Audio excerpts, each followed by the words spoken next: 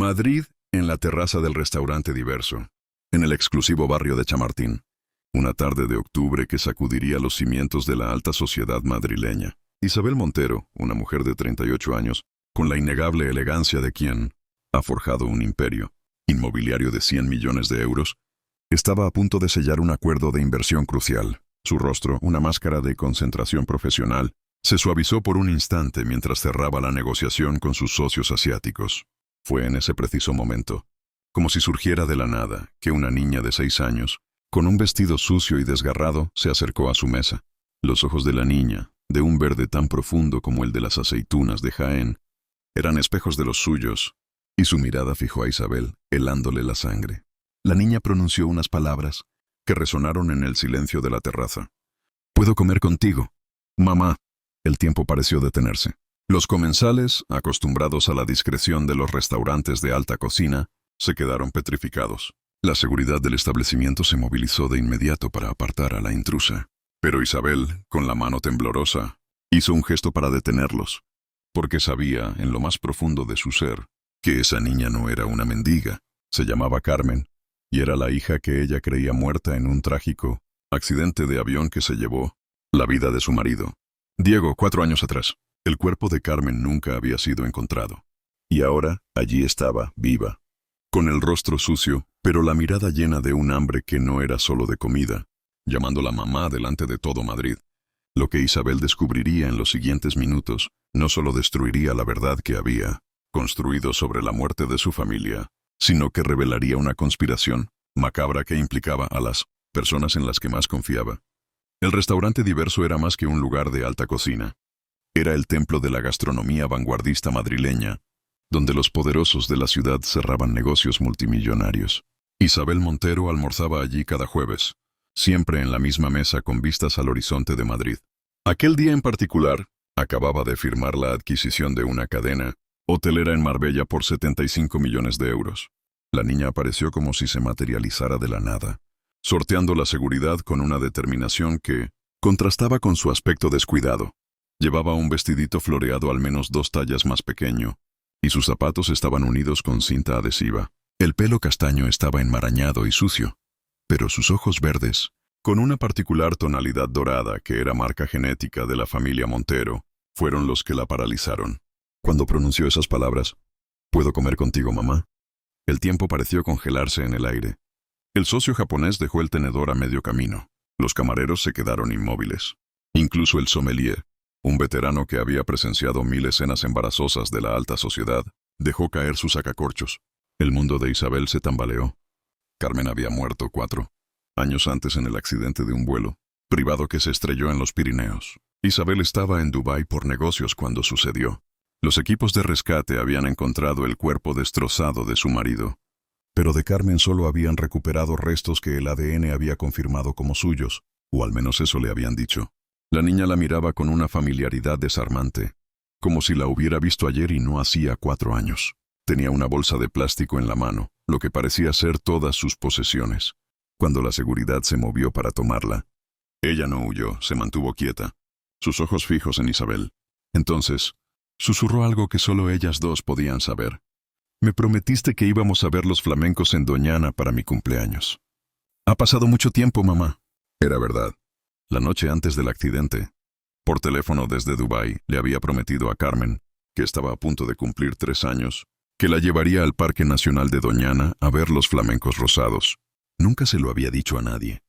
Era su tormento privado, la promesa incumplida que la perseguía. Las piernas de Isabel cedieron. Se arrodilló ante la niña, sus manos temblorosas mientras tocaba su rostro. Había una pequeña cicatriz en su mejilla derecha, una que Carmen se había hecho jugando en el jardín de su casa de La Moraleja a los 2 años. Era ella. Imposible, inexplicable, pero era ella. El restaurante estaba en ebullición. Teléfonos grabando, murmullos excitados, alguien llamando a la policía. Pero Isabel solo veía a su hija. La abrazó y Carmen se aferró a ella con una fuerza desesperada. Susurrando, «La señora Mala me tuvo. Decía que estabas muerta, pero yo sabía que no era verdad. Te busqué mucho, mamá». Fue entonces cuando Isabel notó los moretones en sus muñecas, las cicatrices en sus piernas, las marcas de años de sufrimiento. La rabia que sintió fue volcánica. «¿Quién había hecho esto?», ¿Quién había tomado a su hija y la había mantenido oculta, haciéndole creer que estaba muerta? La suite presidencial del Hotel Vilamagna se convirtió en el cuartel general de una investigación que conmocionaría a Madrid. Isabel había sacado a Carmen del restaurante en medio del caos mediático, negándose a separarse de ella ni un segundo. La niña había devorado la comida del servicio a la habitación como si no hubiera comido en días. Luego se había dormido en la cama king size, agarrando la mano de su madre como si temiera que desapareciera. El ADN confirmó lo que el corazón de Isabel ya sabía. Era Carmen. Pero ¿cómo era posible? Los restos encontrados en el accidente habían sido identificados como los suyos. El abogado de la familia, Roberto Iglesias, fue convocado urgentemente junto con el jefe de seguridad de Montero Properties, un excoronel de la Guardia Civil llamado Antonio Ruiz. Las revelaciones cayeron como puñetazos en el estómago. El accidente aéreo no había sido un accidente. Los análisis forenses de la época habían sido falsificados. Alguien había pagado para hacer creer que Carmen estaba muerta. ¿Pero quién y por qué? Carmen, cuando despertó, contó su historia en fragmentos, con la voz de quien ha aprendido que hablar demasiado trae castigos. Había sido sacada del avión por una mujer que conocía, tía Elena, que le había dicho que era un juego. Luego la había mantenido en una casa rural cerca de Segovia. Le había dicho que papá y mamá estaban muertos, que ahora ella era su hija. El nombre golpeó a Isabel como un rayo. Elena Herrera, su cuñada, la hermana menor de Diego, la que siempre había envidiado su vida, la que había desaparecido después del funeral, diciendo que no podía soportar el dolor. Se había ido a vivir al extranjero, a Portugal, o al menos eso había dicho. La investigación privada que Isabel puso en marcha descubrió la verdad en 48 horas. Elena nunca había ido a Portugal. Vivía en una finca aislada en la Sierra de Guadarrama bajo un nombre falso. Las cámaras de seguridad de varias tiendas la mostraban a lo largo de los años con una niña que crecía, Carmen. Pero había más. La cuenta bancaria de Elena mostraba depósitos regulares de 10.000 euros mensuales durante 4 años. El dinero venía de una cuenta offshore en Gibraltar. Y esa cuenta, después de días de investigación digital, resultó estar vinculada a alguien que Isabel nunca habría sospechado. Alejandro Vega, su socio comercial, su confidente desde la universidad, el padrino de Carmen. La noche en que descubrió la traición de Alejandro, Isabel permaneció despierta, velando a Carmen dormida. Las piezas del rompecabezas se unían en una imagen monstruosa. Alejandro siempre había estado enamorado de ella desde la Universidad Complutense, y después de que ella eligiera a Diego, había alimentado un rencor que había crecido con los años. El accidente, el secuestro de Carmen, todo era parte de un plan para destruir a Isabel y apoderarse de su empresa. El plan era diabólico en su simplicidad. Hacer creer a Isabel que había perdido todo. Verla autodestruirse en el dolor y luego comprar su parte de la empresa cuando colapsara. Y casi había funcionado. Isabel había contemplado el suicidio varias veces en esos 4 años. Solo el trabajo la había mantenido viva. El imperio que había construido.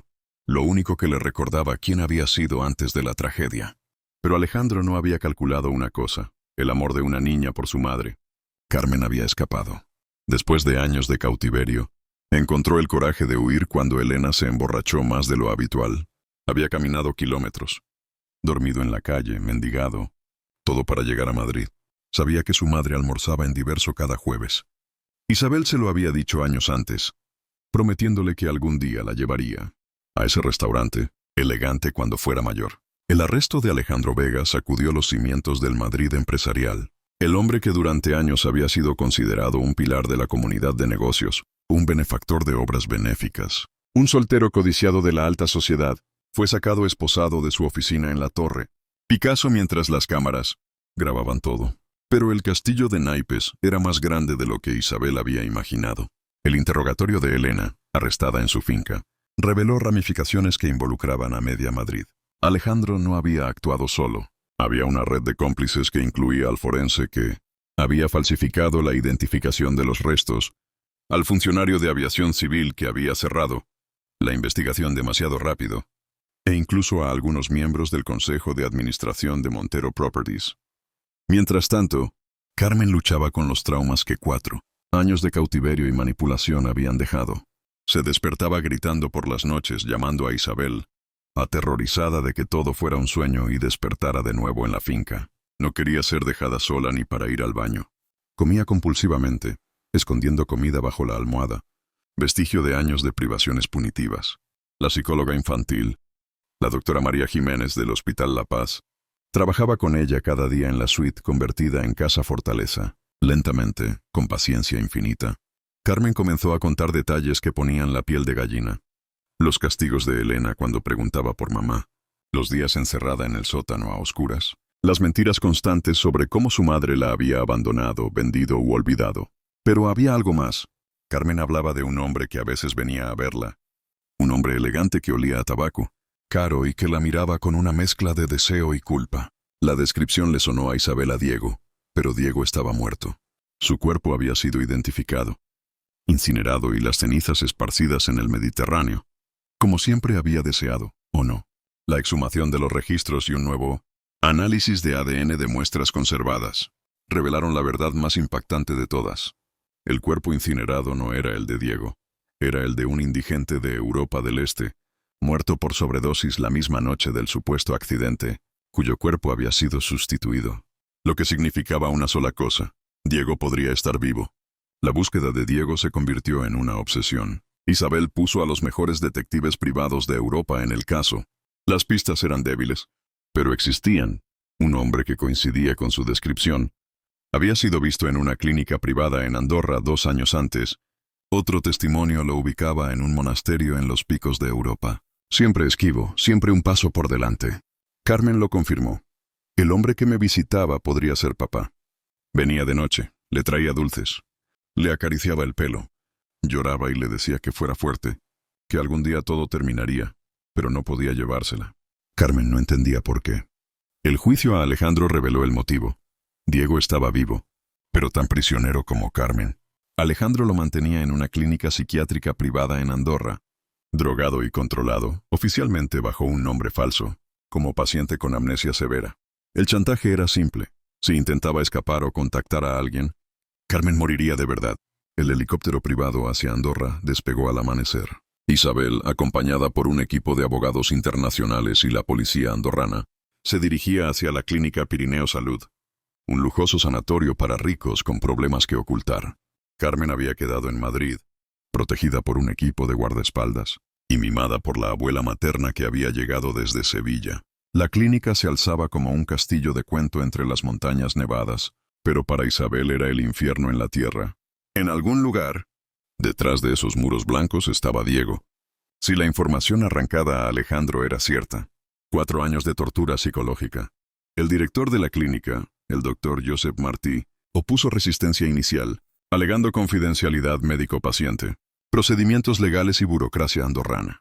Pero cuando los abogados de Isabel presentaron las pruebas del secuestro y la conspiración, cuando la policía andorrana amenazó con cerrar la clínica, las puertas se abrieron. Lo encontraron en la suite 23, en el ala de máxima seguridad. Cuando Isabel entró en la habitación, su corazón se detuvo.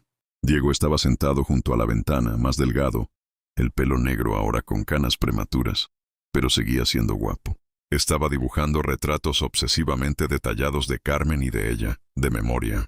Cuando la vio, dejó caer el lápiz.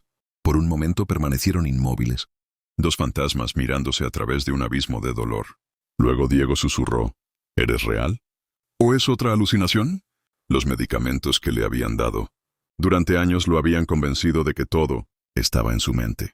Las pocas veces que había logrado una menor sedación y preguntado por su familia, le decían que había matado a su esposa e hija en el accidente por pilotear ebrio. Alejandro venía cada mes, vestido de médico, para reforzar la narrativa. Estaba enfermo, era peligroso. Isabel y Carmen estaban muertas por su culpa. Cuando Isabel lo abrazó, cuando le dijo que Carmen estaba viva y a salvo, cuando le mostró videos de la niña pidiendo por papá, Diego se derrumbó. 4 años de muros mentales construidos para sobrevivir se desmoronaron en un llanto que parecía no tener fin. El regreso a Madrid fue surreal. La prensa enloqueció. La familia Montero resucita de las cenizas. El milagro de Madrid. La historia de amor que venció a la muerte. Pero para Isabel, Diego y Carmen, los titulares eran ruido de fondo. Estaban demasiado ocupados reaprendiendo a ser una familia. No fue fácil. Diego tenía ataques de pánico, convencido de estar aún en la clínica. Carmen no reconocía completamente esta versión. frágil del padre fuerte que recordaba. Isabel se sentía culpable por no haber investigado más, por no haber cuestionado más 4 años atrás. La terapia familiar se convirtió en rutina diaria. La casa de la Moraleja fue vendida. Demasiados fantasmas la habitaban. Se mudaron a un ático en el barrio de Salamanca con vistas al retiro. Un nuevo comienzo en un Madrid que miraba al futuro en lugar del pasado. Lentamente, día a día, las piezas de la familia Montero se recompusieron. El juicio del siglo se celebró en la Audiencia Nacional. Alejandro Vega y sus cómplices enfrentaban cargos que iban desde secuestro hasta intento de asesinato, fraude y blanqueo de dinero. La sala estaba abarrotada cada día, con la prensa internacional, siguiendo lo que se había convertido en un caso, símbolo de la corrupción en el mundo empresarial. Carmen tuvo que testificar, protegida por un biombo para no ver a Alejandro. Su vocecita firme, mientras contaba los años de cautiverio, hizo llorar hasta a los periodistas más cínicos. Describió cómo tía Elena le decía cada día que su madre no la quería más, que tenía una nueva familia, que ella era solo una carga. Contó cómo la castigaba cuando encontraba los dibujos que hacía para mamá y cómo, por las noches, soñaba con su madre, cantando la nana del Ratoncito Pérez, la que siempre le cantaba antes de la noche del avión. Diego testificó bajo sedantes, aún luchando contra los efectos de 4 años de lavado de cerebro farmacológico. Contó el despertar en la clínica, las inyecciones forzadas, las sesiones de terapia donde le repetían que era un asesino, que había matado a su familia. Describió cómo había intentado suicidarse 3 veces. Detenido siempre por el pensamiento de que tal vez, en algún lugar, Carmen necesitaba que siguiera vivo. Pero fue el testimonio de Isabel el que reveló la profundidad de la traición. Mostró emails y grabaciones que probaban cómo Alejandro había planeado todo durante años. Cómo había seducido a Elena prometiéndole dinero y una vida con Carmen. Cómo había sobornado a funcionarios y médicos. Cómo incluso había intentado hacer que declararan a Isabel, mentalmente incompetente por depresión, para tomar el control total de la empresa. La defensa de Alejandro fue patética. Intentó pintarse como una víctima de un amor no correspondido y pintar a Isabel como una mujer obsesionada con el trabajo que descuidaba a su familia.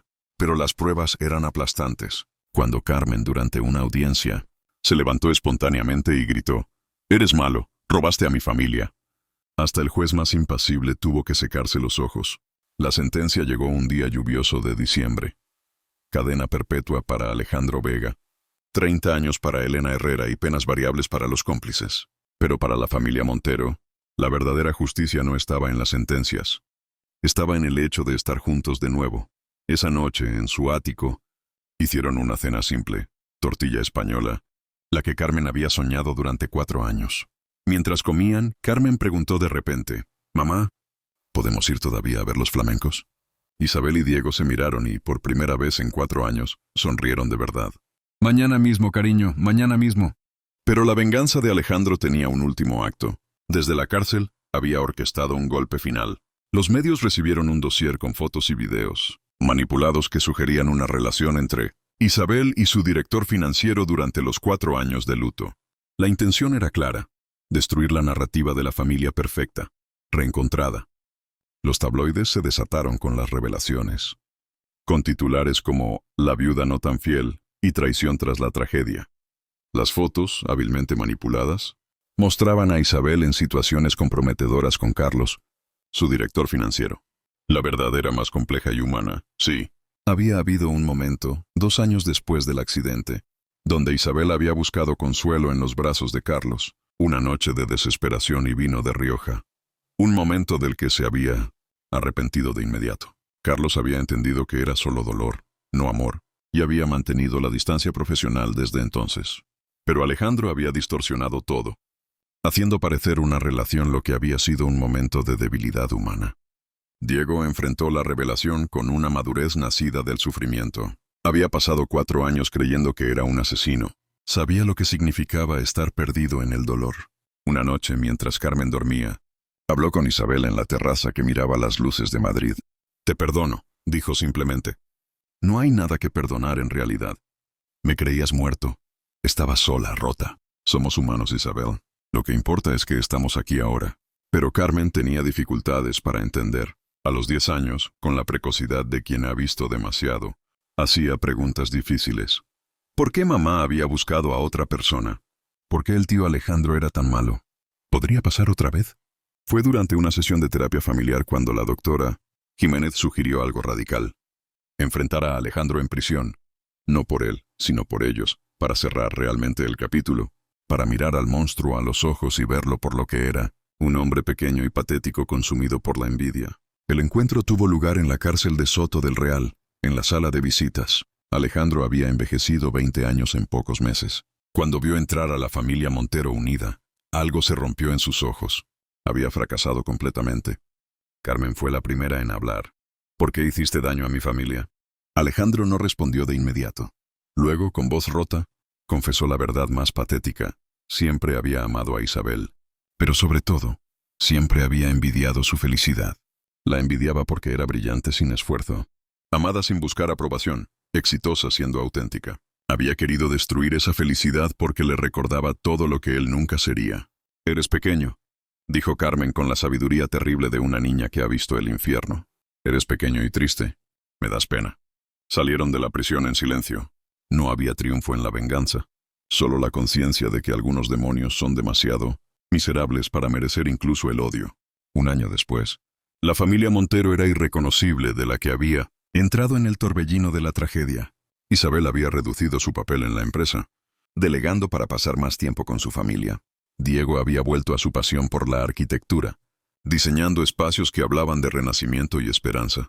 Carmen sobresalía en el colegio, tenía amigos, reía con la despreocupación que toda niña debería tener.